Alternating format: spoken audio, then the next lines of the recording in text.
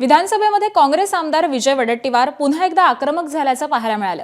कौशल्य विकास प्रशिक्षणार्थींच्या लक्षवेधीवेळी विजय वडेट्टीवार, भास्कर जाधव आणि शंभूराज देसाई यांच्यामध्ये खडाजंगी झाल्याचं पाहायला मिळालं। काल नागपूर अधिवेशनादरम्यान प्रशिक्षणार्थी विद्यार्थ्यांनी आंदोलन करत राडा केलेला होता आणि त्यावरून विजय वडेट्टीवार यांनी लक्षवेधी मांडली। मात्र त्याला कौशल्य विकास मंत्री मंगलप्रभात लोढा यांनी उत्तर दिलंय।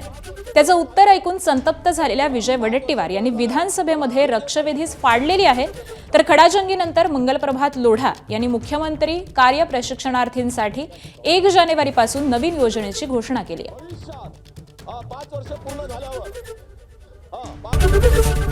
एबीपी माझा, उघडा डोळे बघा नीट।